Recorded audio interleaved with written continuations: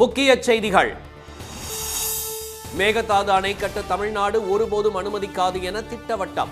உச்சநீதிமன்றத்தில் சீராய்வு மனு தாக்கல் செய்யப்பட்டிருப்பதாக துரைமுருகன் தகவல். கலைஞர் மகளிர் உரிமை தொகை திட்டம் வரலாற்றை திருத்தி எழுதிய திட்டம் என ஸ்டாலின் பெருமிதம். 1000 ரூபாய் என்ற தொகை நிச்சயம் உயரும் என்றும் உறுதி. மக்கள் தொகை கணக்கெடுப்பு டிஜிட்டல் முறையில் நடைபெறும் என அறிவிப்பு. 11,718 கோடி ரூபாயை ஒதுக்கியது மத்திய அரசு. வணக்கம். ரஷ்யா உக்ரைன் போர் நீடித்தால் அது 3வது உலகப் போரை உருவாக்கும் என்று அமெரிக்க அதிபர் டிரம்ப் எச்சரித்துள்ளார். நாட்டோ அமைப்பில் சேர எதிர்ப்பு தெரிவித்து உக்ரைன் மீது ரஷ்யா 4 ஆண்டுகளாக தாக்குதல் நடத்தி வருகிறது. இந்த போரை முடிவுக்கு கொண்டுவர ரஷ்ய அதிபர் புதின் உக்ரைன் அதிபர் ஜெலன்ஸ்கியுடன் தனித்தனியாக டிரம்ப் ஆலோசனை நடத்தினார். இதனைத் தொடர்ந்து 28 அம்ச போர் நிறுத்த ஒப்பந்தத்தை உருவாக்கிய டிரம்ப் இதனை ஏற்றுக்கொள்ளுமாறு புதின் மற்றும் ஜெலன்ஸ்கியை அறிவுறுத்தினார். இதனைத் தொடர்ந்து போர் நிறுத்தம் தொடர்பாக ஸ்டீவ் விட்காஃப் தலைமையிலான அமெரிக்க தூதுக்குழு உக்ரைன் குழுவுடன் அபுதாபியிலும் ரஷ்ய தலைநகர் மாஸ்கோவில் புதினுடனும் ஆலோசனை நடத்தியது. எனினும் 28 அம்சங்களையும் நிறைவேற்ற வேண்டும் என்று புதினும் நிலப்பகுதிகளை விட்டுத்தர மாட்டோம் என்று ஜெலன்ஸ்கியும் பிடிவாதமாக இருப்பதால் போர் நிறுத்தம் ஏற்படுவதற்கான எந்த முன்னேற்றமும் ஏற்படவில்லை. இந்நிலையில் வெள்ளை மாளிகையில் செய்தியாளர்களிடம் பேசிய டிரம்ப் இந்த போரால் கடந்த மாதம் மட்டும் 25,000 பேர் உயிரிழந்துள்ளதாக தெரிவித்தார். எனவே ரஷ்யா உக்ரைன் போர் தொடர்ந்தால் அது 3ஆம் உலகப் போருக்கு வழிவகுக்கும் என்றும் அதை தவிர வேறு வழியில்லை என்றும் அவர் எச்சரித்தார். இந்நிலையில் ரஷ்யா உக்ரைன் போரால் டிரம்ப் விரக்தி அடைந்துள்ளதாக வெள்ளை மாளிகை செய்தி தொடர்பாளர் கரோலின் லெவிட் தெரிவித்தார். இதனிடையே ரஷ்யாவுடன் போர் தொடுக்க தயாராக இருக்குமாறு நாட்டோ நாடுகளுக்கு அதன் பொதுச் செயலாளர் மார்க் ரூட் அறிவுறுத்தியுள்ளார்.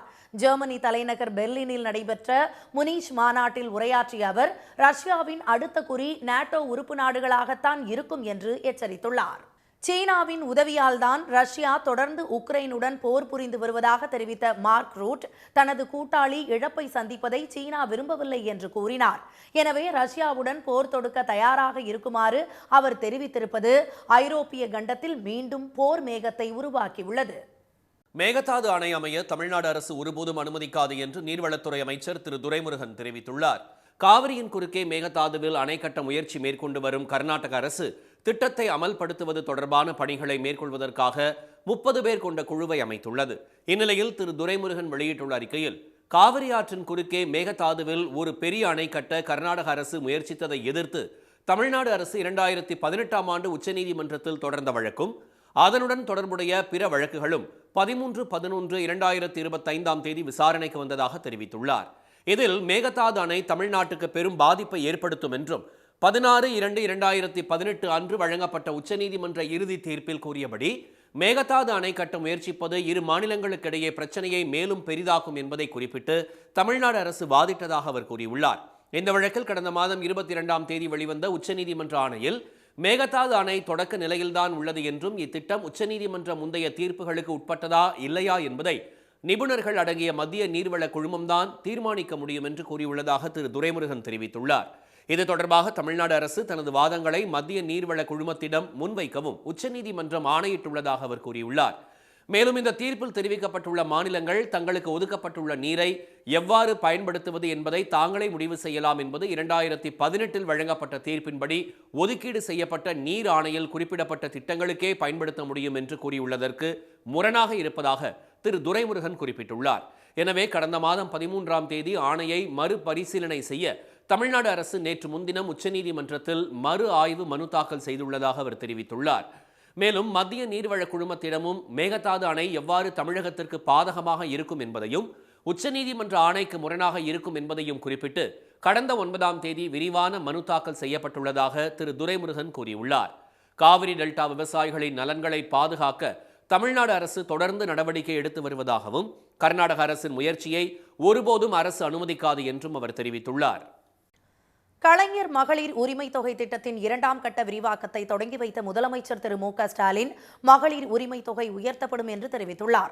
தமிழக அரசின் கலைஞர் மகளிர் உரிமை திட்டம் உள்ளிட்ட பல்வேறு திட்டங்களால் பயனடைந்த மற்றும் சாதனை படைத்த பெண்களின் வெற்றி கதைகளை வெளிக்கொணரும் நிகழ்வாக வெல்லும் தமிழ் பெண்கள் எனும் தலைப்பில் தமிழகத்தின் சாதனை பெண்களின் வெற்றி விழா சென்னையில் நேரு விளையாட்டரங்கில் நேற்று நடைபெற்றது. இதில் மகளிர் உரிமை தொகை திட்டத்தின் 2ஆம் கட்ட விரிவாக்கத்தை தொடங்கி வைத்து 10 பேருக்கு உரிமை தொகைக்கான ஏடிஎம் அட்டைகளை வழங்கிய முதலமைச்சர் கலைஞர் மகளிர் உரிமை திட்டம் மாபெரும் வெற்றி பெற்றிருப்பதாக கூறினார். விடியல் பயணம், புதுமை பெண், தமிழ் புதல்வன் திட்டங்களின் வாயிலாக ஒவ்வொரு குடும்பத்திலும் பணப்புழக்கமும் சேமிப்பும் அதிகரித்திருப்பதாக கூறிய அவர், இதன் மூலம் சத்தான உணவு, குழந்தைகளுக்கான கல்வி செலவு என வாழ்க்கை தரம் உயரவும் மறைமுகமாகவும் உதவி கொண்டிருப்பதாக சுட்டிக்காட்டினார்.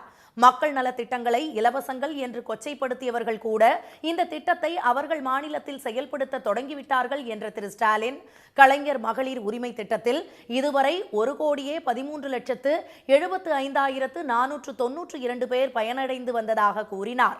இந்த எண்ணிக்கையை அதிகரித்து 16,94,339 பேருக்கு 1000 ரூபாய் அவர்களது வங்கிக் கணக்கில் செலுத்தப்பட்டு விட்டதாக தெரிவித்த அவர், இனி 1,60,69,831 பேருக்கு மாதம் தொடர்ந்து 1000 ரூபாய் கிடைக்கும் என்றார். தலை நிமிரும் தமிழகத்தில் பெண்கள் உயர்ந்து நடைபோட நிச்சயம் உரிமை தொகையும் உயரும் என்றும் திரு ஸ்டாலின் கூறினார்.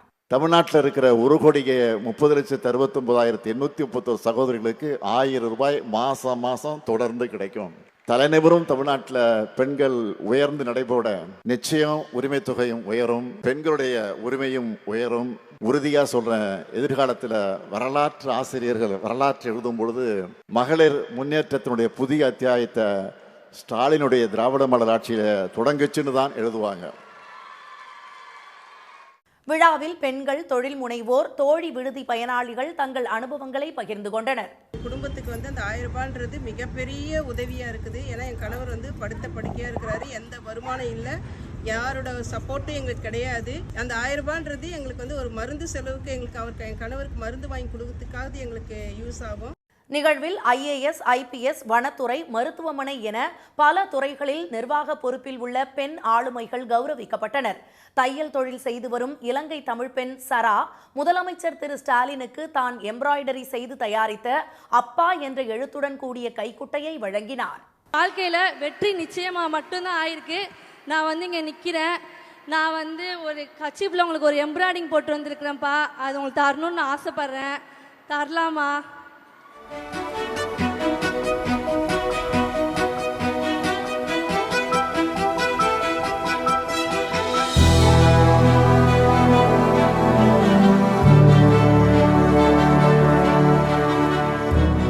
அரியலூர் மாவட்டத்தை சேர்ந்த காது கேளாத, வாய் பேச முடியாத மாற்றுத்திறனாளி எழிலரசி வெற்றி நிச்சயம் திட்டம் மூலம் திறன் பயிற்சி பெற்று வேலை வாய்ப்பு கிடைத்து பயனடைந்த அனுபவத்தை சைகை மொழி மூலம் விளக்கி நன்றி தெரிவித்துக் கொண்டார்.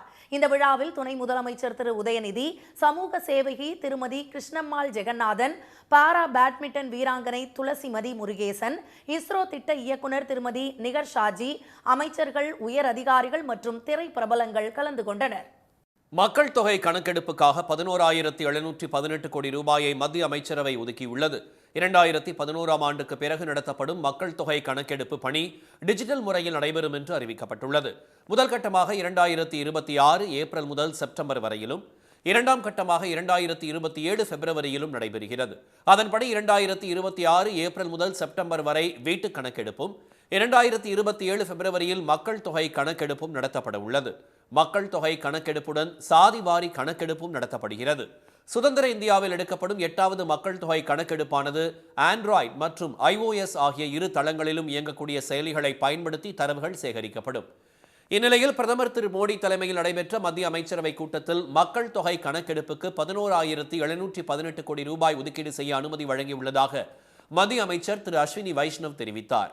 மக்கள் தொகை கணக்கெடுப்பு பணிகளில் சுமார் 30 லட்சம் பணியாளர்கள் ஈடுபடுவார்கள் என்றும், அரசு ஆசிரியர்கள் தங்கள் வழக்கமான பணிகளுடன் கூடுதலாக கணக்கெடுப்பு பணிகளையும் செய்வார்கள் என்று அவர் கூறினார். மேலும் மாவட்டம் மற்றும் மாநில அளவிலான மற்ற மக்கள் தொகை கணக்கெடுப்பு பணியாளர்களும் மாநில மற்றும் மாவட்ட நிர்வாகத்தால் நியமிக்கப்படுவார்கள் என்று திரு அஸ்வினி வைஷ்ணவ் தெரிவித்தார். இதனிடையே மகாத்மா காந்தி ஊரக வேலைவாய்ப்பு உறுதி திட்டத்தின் பெயரை புஜ்யா பாபு கிராமின் ரோஸ்கர் திட்டம் என பெயர் மாற்றம் செய்ய மத்திய அரசு முடிவு செய்துள்ளதாக தகவல் வெளியாகியுள்ளது. இந்த திட்டத்தின் கீழ் தற்போது ஓராண்டுக்கு 100 நாட்களாக உள்ள வேலைவாய்ப்பு 125 நாட்களாக உயர்த்தப்பட உள்ளதாக கூறப்படுகிறது. ஒரு நாளைக்கான ஊதியமும் 240 ரூபாயாக மாற்றி அமைக்க உள்ளதாகவும் மத்திய அரசு வட்டாரங்கள் தெரிவித்துள்ளன. அமெரிக்காவில் கொரோனா தடுப்பூசிகளால் பாதிப்புகள் ஏற்படுவது தெரியவந்துள்ளதால் அவற்றில் எச்சரிக்கை வாசகங்களை பொறிக்க அந்நாட்டின் உணவு மற்றும் மருந்து நிர்வாகம் முடிவு செய்துள்ளதாக தகவல்கள் வெளியாகியுள்ளன. 2019ஆம் ஆண்டு சீனாவில் கண்டறியப்பட்ட கொரோனா வைரஸ் உலகம் முழுவதும் பரவி லட்சக்கணக்கான உயிர்களை கொன்று குவித்தது. அடுத்தடுத்த கொரோனா வைரஸ் பிறழ்வுகள் பரவி வந்த நிலையில் நோய் தொற்றிலிருந்து மக்களை பாதுகாக்க தடுப்பூசிகள் தயாரிக்கப்பட்டன. அமெரிக்காவில் மடர்னா, ஃபிஷர், நோவாவாக்ஸ் ஆகிய தடுப்பூசிகள் தயாரிக்கப்பட்டு பொதுமக்களுக்கு செலுத்தப்பட்டன. இந்நிலையில் அமெரிக்க அதிபர் டிரம்ப் நிர்வாகத்தில் சுகாதாரத்துறை செயலாளராக உள்ள Robert F Kennedy junior COVID-19 மற்றும் காய்ச்சல் போன்ற சுவாச வைரஸ்களை எதிர்கொள்ள உருவாக்கப்பட்ட mRNA தடுப்பூசிகளுக்கு நிதியை ரத்து செய்தார். அமெரிக்க உணவு மற்றும் மருந்து நிர்வாகத்தின் தலைவரான வினய் பிரசாத் கொரோனா தடுப்பூசி செலுத்தியதால் இதய அழற்சியால் 10 குழந்தைகள் உயிரிழந்திருக்கலாம் என தெரிவித்துள்ளார். மேலும் கொரோனா தடுப்பூசியால் உயிரிழந்த பல்வேறு வயதுடையவர்கள் பற்றிய தகவல்களை சேகரித்து வருவதாகவும் FDA கூறியுள்ளது. இந்நிலையில் கொரோனா தடுப்பூசி குப்பிகளில் உயிரிழப்பு உள்ளிட்ட பல்வேறு பக்க விளைவுகளை ஏற்படுத்தக்கூடியது என்ற எச்சரிக்கை வாசகங்களை பொறிக்க FDA முடிவு செய்துள்ளதாக தகவல்கள் வெளியாகியுள்ளன. இந்த ஆண்டு இறுதியில் இதுகுறித்த அறிவிப்பை வெளியிட உள்ளதாகவும் கூறப்படுகிறது. ஆனால் FDA இந்த தகவலை உறுதிப்படுத்தவில்லை. கேரளாவில் நடிகை கடத்திச் செல்லப்பட்டு பாலியல் வன்கொடுமை செய்யப்பட்ட வழக்கில் குற்றவாளிகள் 6 பேருக்கும் தலா 20 ஆண்டுகள் கடுங்காவல் தண்டனை விதிக்கப்பட்டுள்ளது. 2017ஆம் ஆண்டு பிப்ரவரி மாதம் பிரபல மலையாள நடிகை ஒருவர் காரில் சென்று கொண்டிருந்த போது அவரை கடத்திய கும்பல் பாலியல் வன்கொடுமை செய்து அதை செல்போனில் படம் பிடித்தது. நாடு முழுவதும் பெரும் அதிர்வலைகளை எழுப்பிய இந்த வழக்கு எர்ணாகுளம் மாவட்ட நீதிமன்றத்தில் 8 ஆண்டுகளாக நடைபெற்று வந்தது. கடந்த 8ஆம் தேதி தீர்ப்பு வழங்கிய நீதிபதி திரு ஹனியம் வர்கீஸ் 6 பேர் குற்றவாளிகள் என்று அறிவித்தார். நடிகர் திலீப் இந்த வழக்கில் இருந்து விடுவிக்கப்பட்டார். அவருடன் மேலும் 3 பேர் விடுதலை செய்யப்பட்டனர். குற்றவாளிகள் 6 பேருக்கும் தண்டனை விவரங்கள் நேற்று அறிவிக்கப்பட்டன. அதன்படி சுனில் என்கின்ற பல்சர் சுனி, மார்டன் ஆண்டனி, மணிகண்டன், விஜேஷ், சலீம், பிரதீப் ஆகியோருக்கு 20 ஆண்டுகள் கடுங்காவல் தண்டனை விதித்து நீதிபதி உத்தரவிட்டார். மேலும் தலா 50,000 ரூபாய் அபராதம் செலுத்த வேண்டும் என்றும் இல்லையென்றால் கூடுதலாக சிறை தண்டனை அனுபவிக்க நேரிடும் என்று அவர் தெரிவித்தார். பாதிக்கப்பட்ட நடிகைக்கு 5 லட்சம் ரூபாய் இழப்பீடு வழங்கவும் பாலியல் வன்கொடுமை காட்சிகள் அடங்கிய பென் டிரைவை விசாரணை அதிகாரி பாதுகாப்பில் வைத்திருக்கவும் நீதிபதி உத்தரவிட்டார். தமிழகத்தில் கடந்த 55 ஆண்டுகால வரலாற்றில் இல்லாத அளவிற்கு முட்டை ஒன்றின் பண்ணை கொள்முதல் விலை 6 ரூபாய் 15 காசாக உயர்ந்துள்ளது. தமிழகத்தின் முட்டை உற்பத்தி மையமாக விளங்கும் நாமக்கல் மாவட்டத்தில் 1100க்கும் மேற்பட்ட கோழி பண்ணைகள் உள்ளன. இவற்றின் மூலம் நாள்தோறும் 6 கோடி முட்டைகள் உற்பத்தி செய்யப்படுகிறது. மொத்த உற்பத்தியில் தமிழக அரசின் சத்துணவு திட்டம், கேரளா மற்றும் வெளிநாடுகளுக்கான முட்டை ஏற்றுமதி ஆகியவை போக மீதமுள்ள முட்டைகள் விற்பனைக்கு அனுப்பப்படுகின்றன. இந்நிலையில் முட்டை ஒன்றின் பண்ணை கொள்முதல் விலையை 6 ரூபாய் 10 காசிலிருந்து 5 காசுகள் உயர்த்தி 6 ரூபாய் 15 காசுகளாக விலை நிர்ணயம் செய்யப்பட்டுள்ளதாக நாமக்கல் மண்டல தேசிய முட்டை ஒருங்கிணைப்பு குழு நேற்று அறிவித்துள்ளது. இது இன்று முதல் அமலுக்கு வருகிறது. குளிர்காலத்தில் முட்டையின் நுகர்வு அதிகரித்துள்ள நிலையில் கோழி தீவன மூலப்பொருட்கள் விலையும் உயர்வு காரணமாக முட்டையின் விலை உயர்த்தப்பட்டுள்ளதாக தேசிய முட்டை ஒருங்கிணைப்பு குழு தெரிவித்துள்ளது. 55 ஆண்டுகால தமிழ்நாடு கோழி பண்ணை வரலாற்றில் முட்டையின் விலை 6 ரூபாய் 15 காசாக விலை உயர்ந்துள்ளது இதுவே முதல் முறையாகும். தமிழகத்தில் சட்டமன்ற தேர்தல் வரவுள்ளதை அடுத்து மாநிலம் முழுவதும் பணப்பட்டுவாடாவை கட்டுப்படுத்த வருமான வரித்துறை கண்காணிப்பை தொடங்கியுள்ளது. தமிழகத்தில் சட்டப்பேரவைக்கான தேர்தல் அடுத்த ஆண்டு ஏப்ரல் மாதம் நடைபெறவுள்ளது. இதையொட்டி பணப்பட்டுவாடாவை கட்டுப்படுத்த தமிழ்நாடு முழுவதும் 30 வருமான வரி ஆய்வாளர்கள் மூலம் தீவிர கண்காணிப்பு பணி தொடங்கப்பட்டுள்ளது. 30 ஆய்வாளர்களும் தமிழ்நாட்டில் தேர்தல் தொடர்பான பணப்பட்டுவாடாவை கண்காணிப்பர். பணப்பட்டுவாடா குறித்து கண்காணித்து ஒவ்வொரு வாரமும் அறிக்கை தருவார்கள். மாநிலம் முழுவதும் 30 வருமான வரித்துறை ஆய்வாளர்களை பயன்படுத்தி தீவிரமாக கண்காணிப்பை தொடங்கியுள்ளதாக வருமான வரித்துறை புலனாய்வு இயக்குனர் திரு பிரதாப் சிங் யாதவ் தெரிவித்துள்ளார். Set up teams of 30 inspectors all over Tamil Nadu. So round the clock we are keeping an eye on all sensitive matters relating to election, whether it is cash movement, money coming, money going, all those kind of transactions we are keeping track. குறிப்பாக பண பரிவர்த்தனைகள் பெரிய அளவில் தமிழகத்திற்கு உள்ளே வருவதையும் வெளியே செல்வதையும் தீவிரமாக கண்காணிப்பதாக அவர் தெரிவித்துள்ளார். வருமான வரித்துறை, மத்திய விசாரணை அமைப்பு, தமிழக காவல்துறை ஆகியோருடன் இணைந்து இந்த கண்காணிப்பு பணியில் ஈடுபடுகிறது.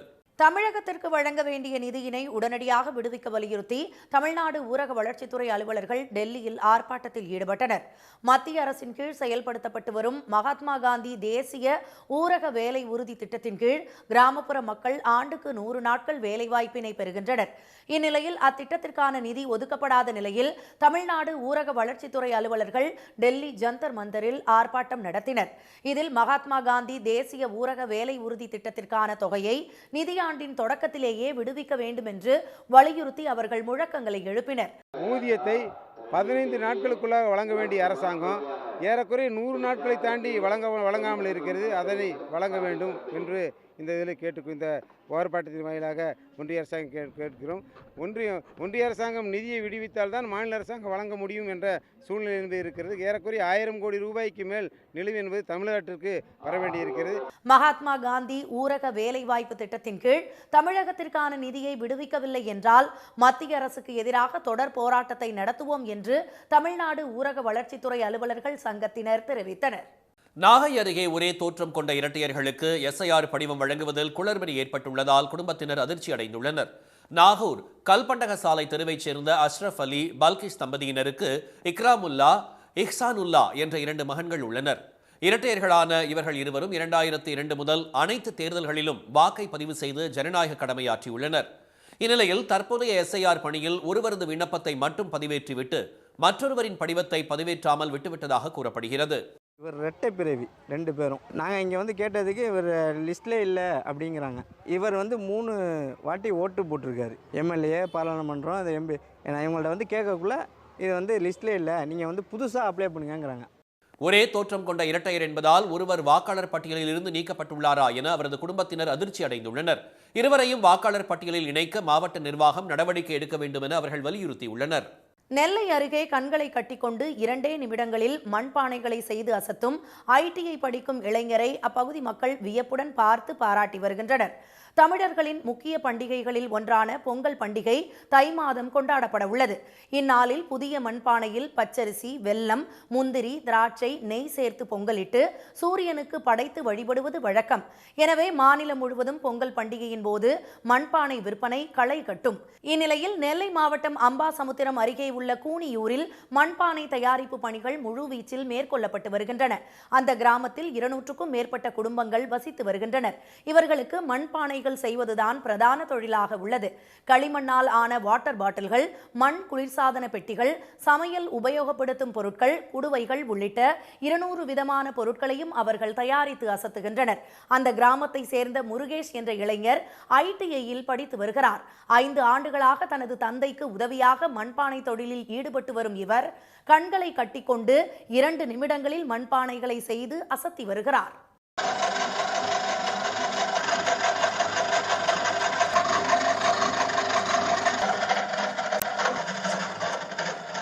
கண்ணை கட்டி ட்ரை பண்ணி பார்த்தேன். ஃபஸ்ட் டைம் பண்ணலே நல்லா வந்துச்சு. புதுசாக ஃபஸ்ட்டு வந்து ஒரே ஒரு பொருள் தான் பண்ணிகிட்டு இருந்தேன். அதுக்கப்புறம் எனக்கு ஆதரவு கொடுக்க இந்த பானை அந்த மாதிரி செய்யலாம், இன்னும் நிறைய எல்லாம் பண்ணுற பொருள் எல்லாமே கண்ணை கட்டி பண்ணலான்னு ஒரு ஐடியாவில் இருக்கேன். மண்பானை தொழிலில் வழக்கமாக இல்லாமல் புதுமையாக ஏதாவது செய்ய வேண்டும் என்பதற்காக இந்த முயற்சியில் ஈடுபட்டுள்ளதாக கூறும் இளைஞரை அப்பகுதியினர் மட்டுமின்றி வெளியூர்காரர்களும் பாராட்டி வருகின்றனர். துருக்கியில் நடைபெற்ற ஆசிய பவர் லிப்டிங் வலுதூக்கும் போட்டியில் தமிழக வீராங்கனை அமுத சுகந்தி 4 தங்கப்பதக்கங்களை வென்று சாதனை நிகழ்த்தியுள்ளார். ஆசிய பவர் லிப்டிங் வலுதூக்கும் போட்டி 2025 இஸ்தான்புல் நகரில் இம்மாதம் 2ஆம் தேதி முதல் 10ஆம் தேதி வரை நடைபெற்றது. இந்தியா சார்பில் தமிழகத்திலிருந்து சென்னை மாங்காட்டு பகுதியை சேர்ந்த 43 வயதான அமுத சுகந்தி பாபு பவர் லிப்டிங் போட்டியில் 69 கிலோ எடை பிரிவில் கலந்து கொண்டார்.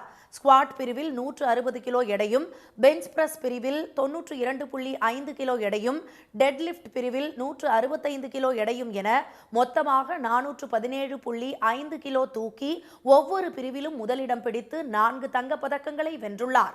அத்துடன் சிறந்த லிப்டர் பட்டம் மற்றும் ஆசிய வலுதூக்கும் சாம்பியன் பட்டத்தையும் வென்று அசத்தியுள்ளார். விமானம் மூலம் சென்னை திரும்பிய அவருக்கு விமான நிலையத்தில் உறவினர்கள் உற்சாக வரவேற்பு அளித்தனர். ரொம்ப சந்தோஷமாக இருக்குது. இது என்னோட ஏஷியாவோட ஃபஸ்ட்டு மெடல் வந்து. இதுக்கு முன்னாடி வந்து ஒரு காமன்வெல்த் பண்ணியிருக்கேன், 2 வேர்ல்டு பண்ணியிருக்கிறேன், எல்லாத்தையும் சில்வர் மெடல் பண்ணியிருக்கேன். ஏஷியாவில் கோல்டு வின் பண்ணது இதுதான் ஃபஸ்ட் டைம். அது ரொம்ப சந்தோஷமாக இருக்குது. தங்களைப் போல் இருக்கும் பெண்கள் தன்னை உதாரணமாக எடுத்துக்கொண்டு போட்டிகளில் பங்கேற்க முன்வர வேண்டும் என்று திருமதி அமுத சுகந்தி தெரிவித்துள்ளார். தமிழ்நாட்டில் இன்று முதல் 2 நாட்களுக்கு குளிர் அதிகரிக்கும் என சென்னை வானிலை மையம் தெரிவித்துள்ளது. டிட்வா புயல் காரணமாக தமிழகத்தின் பல்வேறு பகுதிகளிலும் இந்த மாதம் முதல் வாரம் வரையிலும் மழை வெளுத்து வாங்கியது. அதன் பின்னர் மழை குறைந்து அதிகாலை நேரத்தில் குளிருடன் பனிமூட்டம் நிலவுகிறது. இந்நிலையில் கிழக்கு திசை காற்றின் வேக மாறுபாடு காரணமாக இன்றும் நாளையும் குறைந்தபட்ச வெப்பநிலை 3 டிகிரி செல்சியஸ் வரை குறையக்கூடும். இதனால் குளிர் அதிகரிக்கும் என வானிலை மையம் தெரிவித்துள்ளது. நாளை மறுநாள் கடலோர தமிழகத்தில் ஓரிரு இடங்களிலும், புதுச்சேரி காரைக்கால் பகுதிகளிலும், 16ஆம் தேதி கடலோர தமிழகத்தில் ஒரு சில இடங்களிலும், உள் தமிழகத்தில் ஓரிரு இடங்களிலும், புதுச்சேரி காரைக்கால் பகுதிகளிலும் லேசானது முதல் மிதமான மழை பெய்யக்கூடும். 17ஆம் தேதி தமிழகத்தில் ஒரு சில இடங்களிலும், 18ஆம் தேதி ஓரிரு இடங்களிலும் லேசானது முதல் மிதமான மழை பெய்யக்கூடும். தென் தமிழக கடலோர பகுதிகள், மன்னார் வளைகுடா மற்றும் குமரிக்கடல் பகுதிகளில் நாளை மறுநாள் வரை சூறாவளி காற்று மணிக்கு 35 முதல் 45 கிலோமீட்டர் வேகத்திலும், இடையிடையே 55 கிலோமீட்டர் வேகத்திலும் வீசக்கூடும் என்பதால் அந்த பகுதிகளுக்கு செல்ல வேண்டாம் என மீனவர்கள் அறிவுறுத்தப்பட்டுள்ளனர். மீண்டும் முக்கிய செய்திகள். ரஷ்யா உக்ரைன் போர் நீடித்தால் அது 3வது உலகப் போரை உருவாக்கும் என்று அமெரிக்க அதிபர் ட்ரம்ப் எச்சரித்துள்ளார். மேகதாது அணை அமைய தமிழ்நாடு அரசு ஒருபோதும் அனுமதிக்காது என்று நீர்வளத்துறை அமைச்சர் துரைமுருகன் தெரிவித்துள்ளார். மகளிர் உரிமை தொகை திட்டத்தின் 2ஆம் கட்ட விரிவாக்கத்தை தொடங்கி வைத்த முதலமைச்சர் ஸ்டாலின் மகளிர் உரிமை தொகை உயர்த்தப்படும் என்று தெரிவித்துள்ளார். இத்துடன் இந்த செய்திகள் நிறைவடைந்தன. மீண்டும் சன் டிவியில் செய்திகள் மாலை 6 மணிக்கு. செய்திகளை உடனுக்குடன் தெரிந்து கொள்ள QR கோடை ஸ்கேன் செய்து சன் நியூஸ் வாட்ஸ்அப் சேனலில் இணைந்திருங்கள். வணக்கம். வணக்கம்.